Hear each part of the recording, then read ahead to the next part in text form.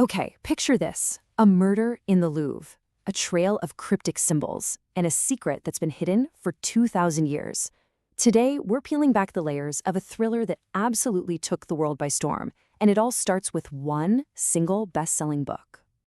So, where are we getting all this from? Well, our source is Dan Brown's global bestseller, The Da Vinci Code. I mean, this is a novel that just masterfully wove together art history, secret societies, and this relentless high-stakes treasure hunt. It wasn't just a book. It was a true cultural phenomenon. All right, let's set the scene. It's late one night in Paris, inside the hallowed halls of the Louvre. For its famous curator, Jacques Saunière, this isn't a place of art tonight. It's the scene of his final desperate moments. A life is ending, sure, but a world-altering mystery is just getting started. And these are the last thoughts, literally racing through Saunière's mind.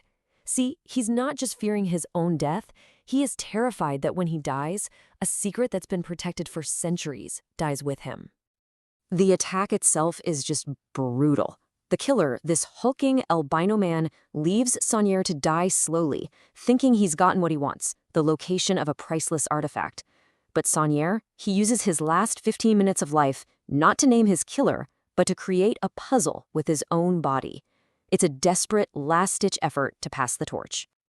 So that brings us to the big question, right? What secret is actually worth dying for? This is the central question of the entire story.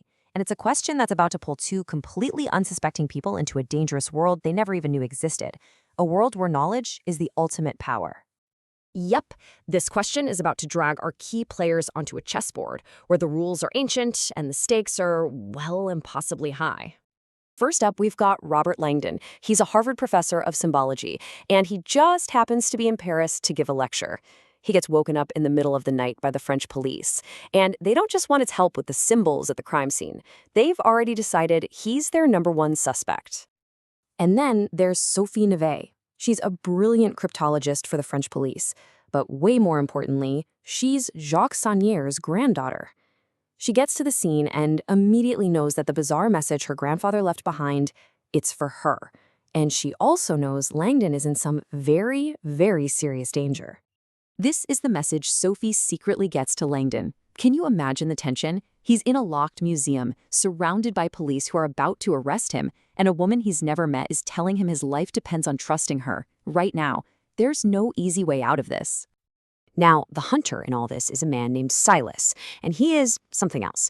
He's a deeply devout, self-flagellating monk, an outcast who found his purpose with the conservative Catholic sect Opus Dei. He's the one who shot Saunière, and he's relentlessly hunting for the secret on behalf of his master, a shadowy figure known only as the Teacher. Pain is good. This chilling line, which he says to Saunière as he lay dying, tells you everything you need to know about Silas. For him, physical suffering is a path to spiritual purity. And that mindset, well, it makes him an incredibly formidable and terrifying opponent. So, with all the players in place, the game is on. What follows is just a breathless chase through the streets and famous landmarks of Paris, with Langdon and Sophie as fugitives, running from both the police and a killer. And what is everyone after? It's called the Keystone. As Silas learns from his victims, it's not just some stone. It's a cryptix. Think of it like a portable vault with a combination lock that holds a map leading to a secret so powerful that people are literally willing to kill and die for it. And their escape from the Louvre, it is just a masterclass in quick thinking. Following Sophie's whispered directions, Langdon hides a GPS tracker inside a bar of soap and chucks it out a bathroom window, completely fooling the police. He then takes this terrifying 40-foot leap of faith onto the roof of a moving truck, with Sophie waiting in her car to whisk him away. Their partnership is forged right there, in that desperate moment. So they're out of the Louvre. Great. But they are so far from safe. Every cop in Paris is now looking for Robert Langdon, and that killer is still hot on their trail. The race to decode Saunière's clues has officially begun. As Langdon and Sophie start following the breadcrumbs, they realize this isn't just about a single murder. Oh no, they've stumbled right into the middle of a clandestine war that's been raging in the shadows for centuries, a battle for the soul of history itself. The two sides in this ancient war are laid out pretty clearly. On one side, you have the Priory of Sion, a secret brotherhood dedicated to protecting a secret truth. We're talking members who allegedly included people like Leonardo da Vinci, and Jacques Saunière was their leader. On the other side, you've got the powerful Catholic organization Opus Dei, which has sent its most zealous follower to get that truth no matter the cost. And the stakes here really couldn't be any higher. Langdon starts to explain to Sophie that the secret the Priory protects is so profound, so revolutionary, it could literally shatter the foundations of modern Christianity. That's why the hunt is so ruthless. Hunted and totally out of options, Langdon and Sophie go looking for help from the one man Langdon knows who might have answers, Sir Leigh Teabing. He's this wealthy, eccentric British historian who has dedicated his entire life to studying the Holy Grail, which happens to be the very secret they're chasing. And that is Teabing's warning to them. He gets the gravity of their situation better than anyone. By looking for this truth, they've crossed a line, and there's just no going back to their old lives. The only way out is forward. But, in a world built on secrets and lies, alliances are fragile.